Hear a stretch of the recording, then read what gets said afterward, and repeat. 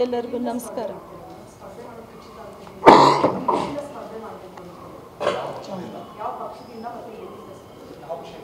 ಒಂದು ನಿಮಿಷ ನಾವೇ ಮಾತಾಡ್ತಾರೆ ಕೊನೆಯಲ್ಲಿ ಕೇಳಿ ಮೇಡಮ್. ಎಲ್ಲ ಹೇಳ್ತೀವಿ ನಾವು. ಬಸಣ್ಣ ಅವರೇ ಮಾಡಲಿ. ಅಲ್ಲ ಮೇಡಮ್ ಹೇಳಿ ಮೇಡಮ್. ನಾನು ಹೇಳ್ದೆ ಅಲ್ಲ ಆವಾಗಲೇ, ಅವರು ಹಾಸ್ಪಿಟ್ಲಲ್ಲಿ ಕೊನೆ ಗಳಿಗೆವರೆಗೂ ಅವ್ರು ನನ್ನ ಕಣ್ಮುಂದೆ ಬರ್ತಾ ಇರೋದು ಒಂದೇ ಅಂತ ಆಗಲೇ ಹೇಳ್ದೆ ಅಲ್ವಾ. 6 ಗಂಟೆಗೆ ಎದ್ದು ಹೋಗಿ ರಾತ್ರಿ 12 ಗಂಟೆ, ನಾನು ಈಗಲೂ ಹೇಳಿದೆ, ಕೊನೆ ಮಾತಲ್ಲಿ ಹೇಳಿದೆ, ಚಾಮರಾಜನಗರಕ್ಕೆ ಹೋಗಿದ್ದಾರೆ, 12 ಗಂಟೆಗೆ ವಾಪಸ್ ಬರ್ತಾರೆ ಅಂತಲೇ ಕಾಯ್ತಾ ಇದ್ದೀನಿ ಅಂತ ಹೇಳಿದೆ ಅಲ್ವಾ. ಈಗಲೂ ನಾನು ಅದನ್ನೇ ಹೇಳ್ತೀನಿ.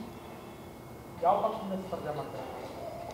ಈಗ ತಾವು ಹೇಳಿದ್ರಿ ಬಿಜೆಪಿಯಿಂದ ಅವ್ರಿಗೆ ಎಣ್ಣೆ ಆಗಿದೆ ಅಂತ ಹೇಳಿ. ಈಗ ಅದೇ ಪಕ್ಷದಿಂದ ನಿಮ್ಗೆ ಏನಾದರೂ ಭರವಸೆ ಸಿಕ್ಕಿದೆಯಾ ಅಥವಾ ನೀವೇನೋ ಅಲ್ಲೇನೋ ಆಹ್ವಾನ ಸಲ್ಲಿಸಿದ್ದೀರಾ? ಹೇಗೆ? ಅವರಿಗೆ ಯಾವ ಭರವಸೆನೂ ಕೊಡದೆ ಹೊರಟೋದ್ರು. ಅವರು ಸಾವಾದ ನಂತರನೂ ನನ್ನನ್ನು ಯಾರೂ ಬಂದು ನನ್ನ ಸಮಾಧಾನ ಮಾಡಲಿಲ್ಲ. ಕೊನೆ ಪಕ್ಷ ಸೌಜನ್ಯಕ್ಕಾದ್ರೂ ಯಾರೂ ಕೇಳಲಿಲ್ಲ. ನನ್ನ ಕುಟುಂಬದವರಲ್ಲಿ ಬಂದು ಯಾರೂ ಮಾತಾಡಲಿಲ್ಲ, ಏನೂ ಕೇಳಿಲ್ಲ ಅವರು.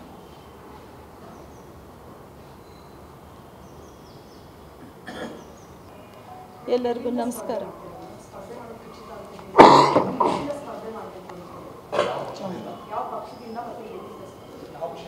ಒಂದು ನಿಮಿಷ ನಾವೇ ಮಾತಾಡ್ತಾರೆ ಕೊನೆಯಲ್ಲಿ ಕೇಳಿ ಮೇಡಮ್.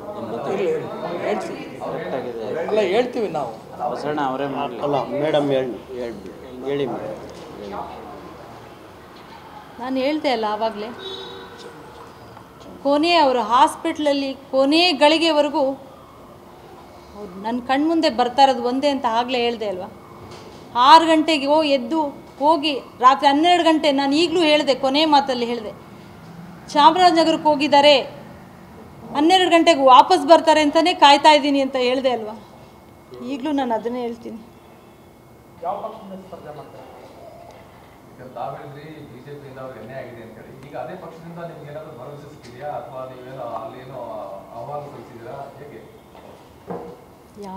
ಅವರಿಗೆ ಯಾವ ಭರವಸೆನೂ ಕೊಡದೆ ಹೊರಟೋದ್ರು.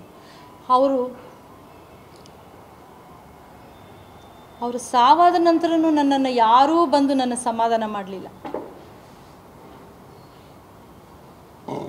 ಕೊನೆ ಪಕ್ಷ ಸೌಜನ್ಯಕ್ಕಾದ್ರೂ ಯಾರೂ ಕೇಳಲಿಲ್ಲ. ನನ್ನ ಕುಟುಂಬದವರಲ್ಲಿ ಬಂದು ಯಾರೂ ಮಾತಾಡಲಿಲ್ಲ, ಏನೂ ಕೇಳಿಲ್ಲ ಅವರು.